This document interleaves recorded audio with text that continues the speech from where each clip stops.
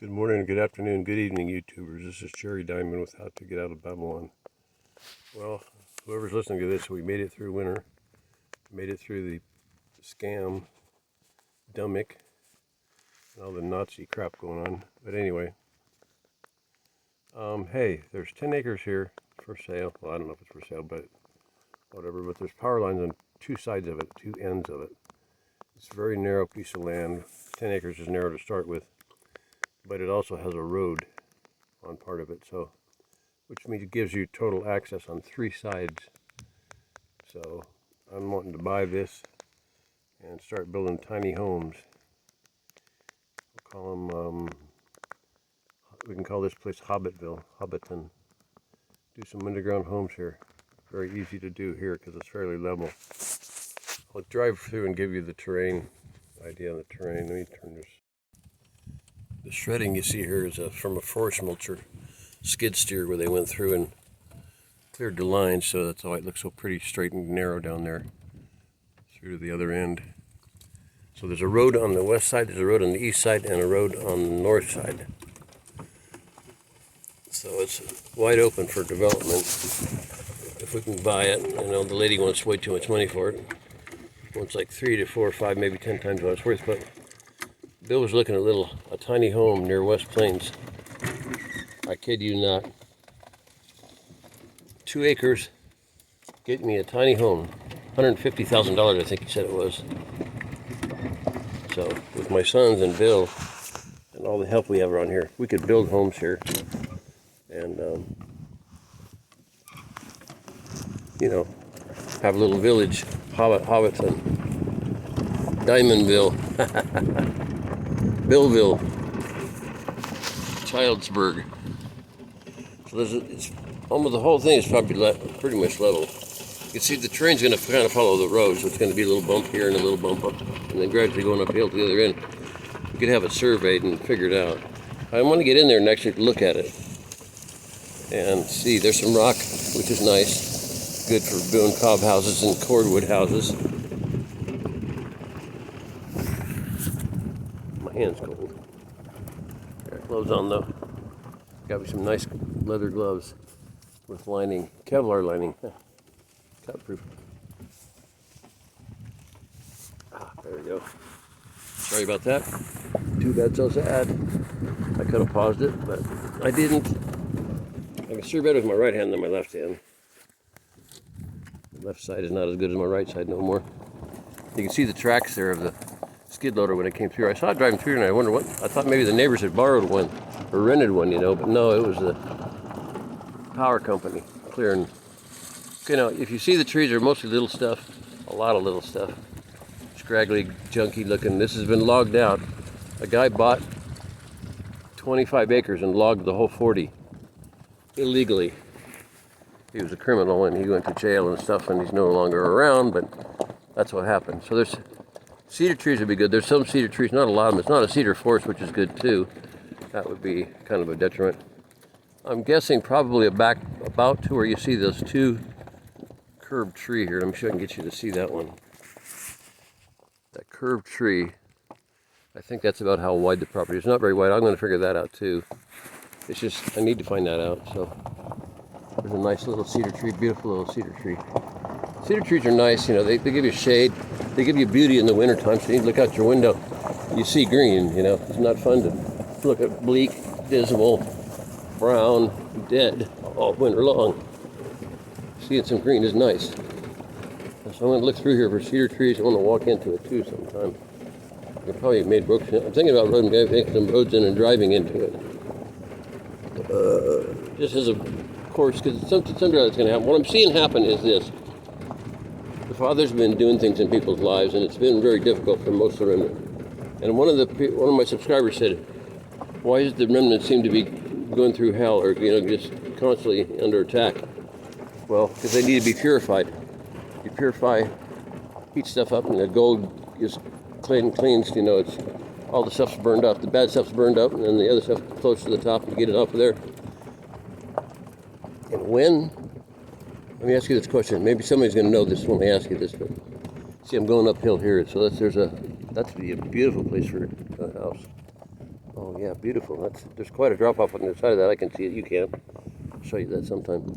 But anyway, somebody asked the refiner. They said, "How do you know when the gold is finished? When you're finished purifying the gold?" He said, "When I can see myself in it like a mirror."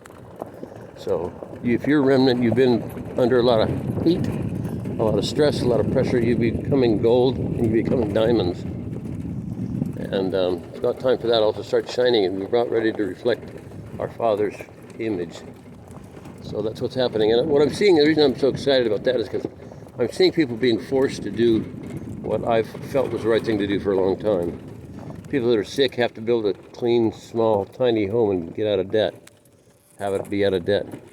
Well, another guy needs to save his property, so he's going to sell half of it.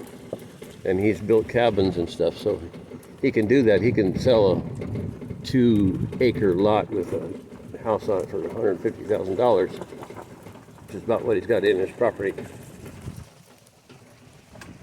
You always build out here, LOL. This is the pasture. I'll go out there. So one of these days and do a run through there.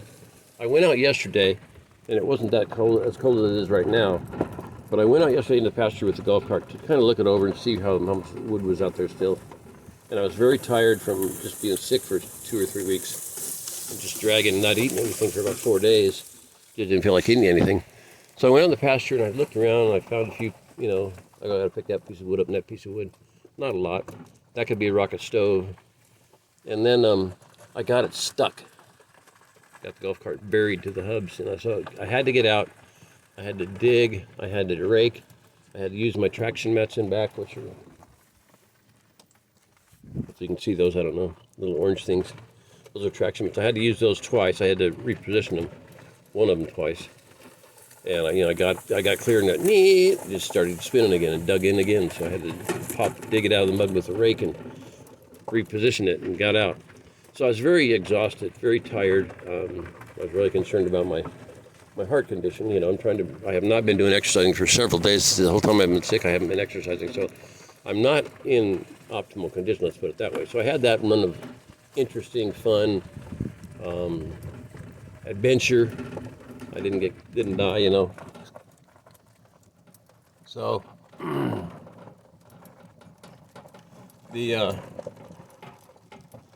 then I had just gotten a 6-inch memory foam mattress because I really felt I needed it. So having already been exhausted, I had to fight that thing getting the old mattress out and fight the new one getting it in, and I had come inside and gotten, tireder, had a little bit to eat, and I went back out and I went out and got the thing in, and so in the course of that, what happened was I fell off the bed. I was trying to put something up in the cupboard, and a still small voice in the Holy Spirit that said, "You're going to fall if you keep pushing the envelope here." Boom! I fell. So I was trapped in between the. How high can we go back here? I'm gonna go backwards. So I got trapped in between the wall with my back to the wall, and it was cheap, rotted particle board. And so when I finally got into bed, I'm like, where did I pick up fiberglass from? My whole back felt itchy from fiberglass, but it could have been the batting fiberglass, and it could have been just the shredded wallboard splinters, and I think that's what it was, but it's not itchy now. So anyway, I survived that. I didn't die, getting the golf cart stuck, and I didn't die getting the stupidity of it falling off the bed.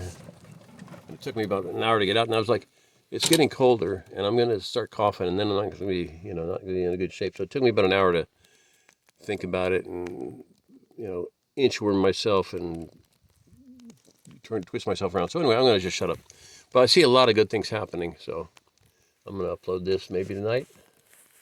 So you can see the goats over there, maybe. Right behind that cedar tree in the foreground. And then my fifth wheel, and then you can barely see the Airstream. Right dead center in the screen is the Airstream. No. Airstream is to the right of that tree I'm looking at. So the Airstream is there. If you want to expand it, I'm not going to do it, but and then that's my fifth wheel over there, dead center in the screen. And then the other fifth wheel is there, and there's the greenhouse. And guess what? A young man called and said he wants to come out and help. And his grandpa gave him a perfectly good, fifth wheel. I said, well, we've already got 4 of them here anyway. No, 3. We've already got a fifth wheel, campground going, so come on out. Very awesome, just so awesome. My son has to build a home for his wife's health.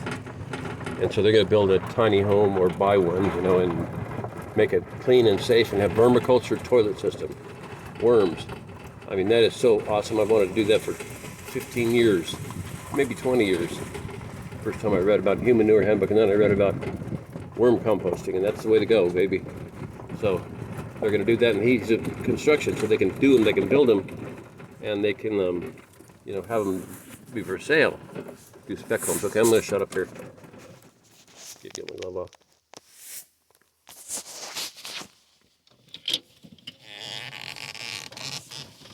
I'm going to zip up the road and see if anything else happens, or I think of anything else, or get another picture, pretty sight or something. I'll just run the camera. I took my glove off so my hands go, don't get in the ditch, don't get in the ditch, don't get in the ditch. Ow! There you go. Okay, that would be incredibly stupid. No, don't go in that ditch either. So we're coming up on the greenhouse, the old fifth wheel, airstream, trailer, and all that good stuff. Oh, it's getting cold. Oh, there's a nice pretty line across the sky there.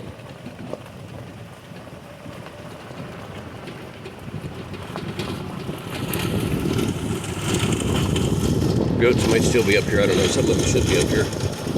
I put the feed out, and then I went and found them and yelled at them and banged the can and got them to come out. Like I say, that's why Father uses that metaphor for bad people. Those goats are incredibly stupid, with about 15 O's, stupid. And they're evil, and they're selfish, and they're mean, and they're nasty, and they're violent, and they're murderous. And they will kill for a little bit of grain. So, if you're selfish, your life is not going to end up well. I'm just telling you that. All right. This is Jerry Diamond with How to Get Out of Babylon. If you are listening to this, you are the remnant.